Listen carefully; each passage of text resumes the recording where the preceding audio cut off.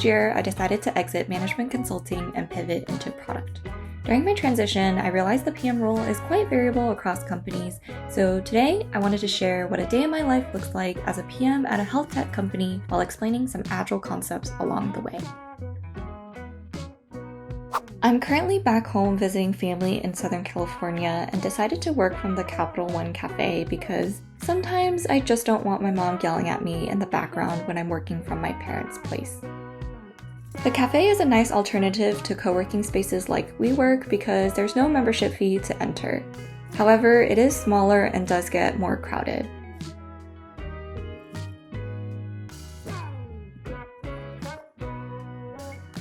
Typically, I start my mornings by reviewing what I like to informally call my hub.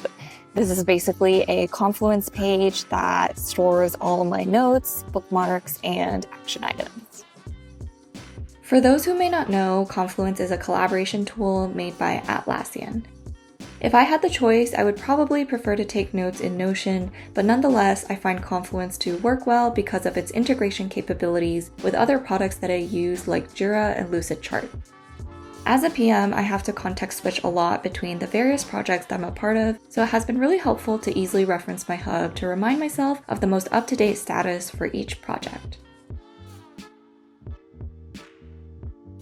Today, I have a pretty light meeting day, and I'm kicking off my first meeting with a user research call to get general feedback about our product, which is really important for us to make informed product decisions. I find user research calls to be pretty enjoyable since you get to talk to users and it allows for experimenting with effective questioning techniques.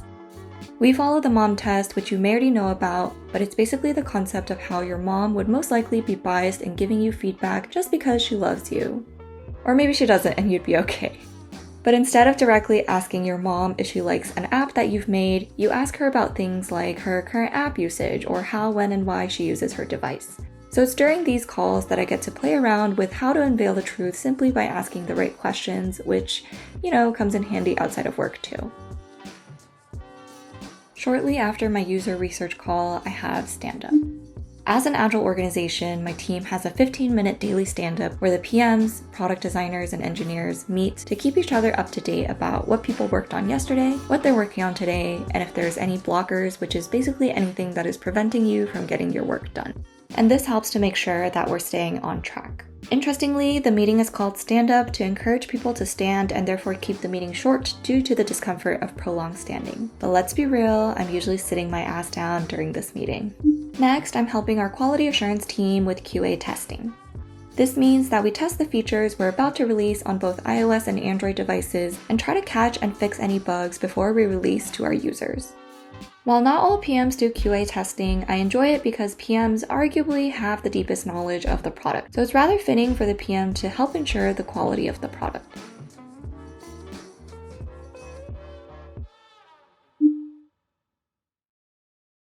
So normally, if I have a really busy day at work, I'll try to eat while I work. But today I have a little bit more of a chill day, so I'm going to take a break and eat the bagel that my mom made me for breakfast.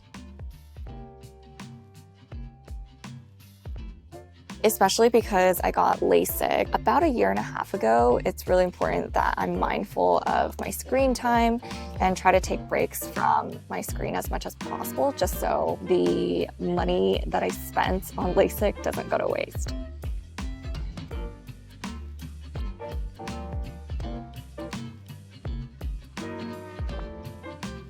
My next meeting today is Refinement, and this is the meeting where product managers, designers, and developers will come together to review upcoming tasks, which in Agile talk we refer to as user stories or tickets.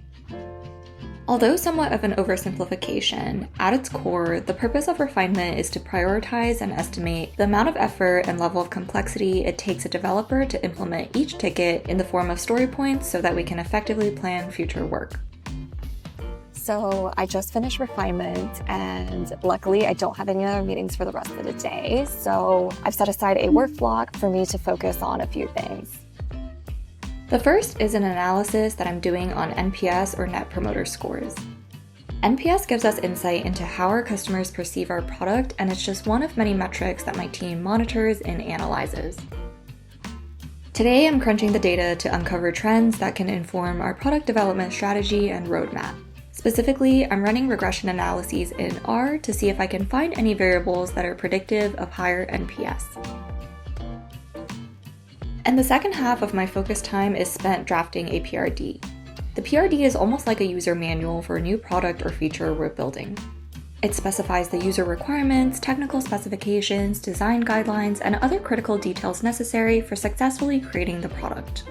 I think documentation can sometimes be perceived as tedious, but honestly, I really appreciate writing PRDs because it's a nice way for me to practice my writing skills. After I finish drafting my PRD, I log off, and that pretty much wraps up a day in my life as a PM. As I mentioned before, the PM role can vary a lot between companies and industries, so my experiences are definitely not representative of all PMs, but hopefully you were still able to learn something new.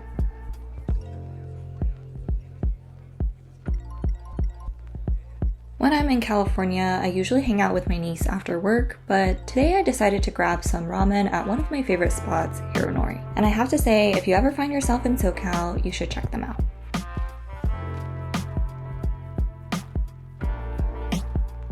And with that, this concludes the video. If you're interested in more content like this, please consider liking, commenting, or subscribing. I'll see you next time. Bye!